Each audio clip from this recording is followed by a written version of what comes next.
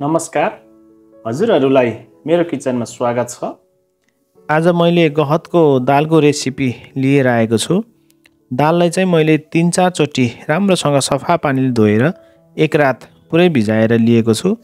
दाल राम्रोसँग भिज्यो भने सानो फ्लेम लगाएर हामीले 3 देखि 4 सिटीमै दाल पकाउन सक्छौँ।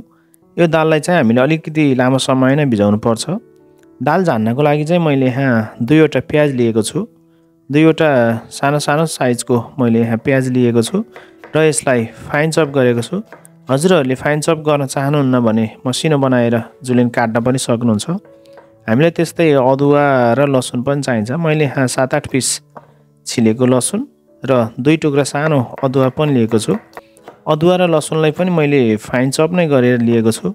यदि हजुरहरूले फाइन चप गर्नुहुन्न भने यसलाई हल्का रफ काटे पनि हुन्छ। मैले एउटा हरियो खुर्सानी पनि लिएको छु। हामीलाई दाल झान्नको लागि टमाटर पनि चाहिन्छ, त्यसैले मैले यहाँ एउटा टमाटर पनि लिएको छु। स्वास्थ्यको दृष्टिकोणले पनि निकै फाइदाजनक र खानालाई पनि निकै स्वादिलो हुने यो दाल सजिलै हामीले बनाउन सकिन्छ। यो दाल बनाउँदा हामीले 2-3 वटा कुरामा चाहिँ राम्रोसँग ध्यान दिनु पर्दछ।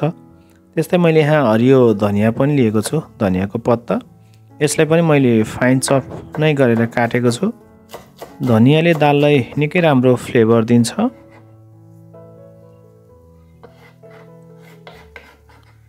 अब दाल झान्नको लागि चाहिँ मैले एउटा कुकर बसालेको छु र कुकर तातिसकेपछि लगभग 2 चम्मच जति मैले यसमा तेल राखेँ।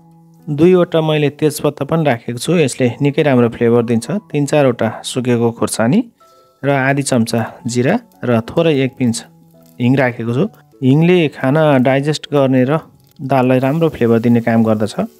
र अघि काटिराखेको अदुवा, लसुन र प्याज पनि मैले यसमा राखेर भुटेको छु। प्याज, अदुवा र लसुनलाई हामीले नरम हुने गरेर भुट्नु पर्दछ। अब मैले हाफ टेबल स्पुन बेसार राखेको छु। त्यस्तै मैले हाफ टेबल स्पुन काश्मिरी मिर्च पनि राखेको छु। यसले राम्रो कलर दिन्छ दालमा। र अघि चप गरिराखेको मैले टमाटर पनि यसमा एड गरेँ। अब चाहिँ हामीले टमाटरलाई नरम हुने गरेर एकछिन भुट्नु पर्दछ। अब हामीले स्वाद अनुसार यसमा नुन राख्छौँ। जिरा धनियाको मिक्स पाउडर पनि मैले यसमा 1 चम्चा राखेको छु र यसलाई एकचोटि हामीले राम्रोसँग फेरि मिक्स गर्नुपर्छ। अब चाहिँ हामीले भिजाइराखेको दाल राख्नु पर्दछ। दाल राखेर एकचोटि यसलाई फेरि राम्रोसँग हामीले मिक्स गर्छौँ। यसरी पकाएको दाल निकै स्वादिष्ट हुने गर्दछ। र मैले थोरै चप गरेको धनिया पनि राखेँ, यसले हाम्रो दालमा एक्स्ट्रा फ्लेभर दिन्छ।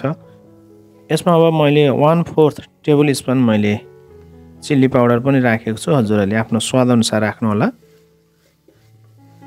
अब चाहिँ हामीले दाल डुब्ने गरेर यसमा पानी राख्नु पर्दछ। पानी राखिसकेपछि हामीले यसलाई सानो फ्लेममा 3 देखि 4 सिटी लगायौँ भने दाल राम्रोसँग पाक्छ। यदि हजुरहरूले आगोको फ्लेम चाहिँ ठुलो गराउनु भयो भने यसलाई चाहिँ 8-9 सिटी नै लगाउनु पर्ने हुनसक्छ।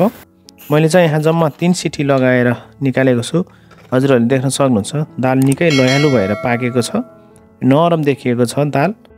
दाल राम्रोसँग पाकेर रेडी भइसकेको छ। अब मैले यसमा अघि काटिराखेको थोरै धनिया राखेको छु। हजुरहरूले धनिया राखेर अनि आफ्नो स्वाद अनुसार नुन पनि यसमा एडजस्ट गर्न सक्नुहुन्छ। दाल कतिको बाक्लो खान चाहनुहुन्छ त्यही अनुसार हजुरहरूले बनाउनु होला।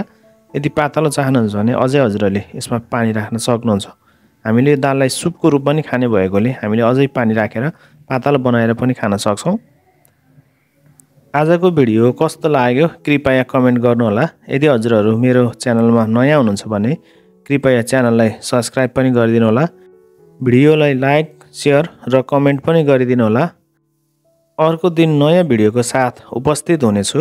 हजुरहरूको दिन शुभ रहोस्। धन्यवाद।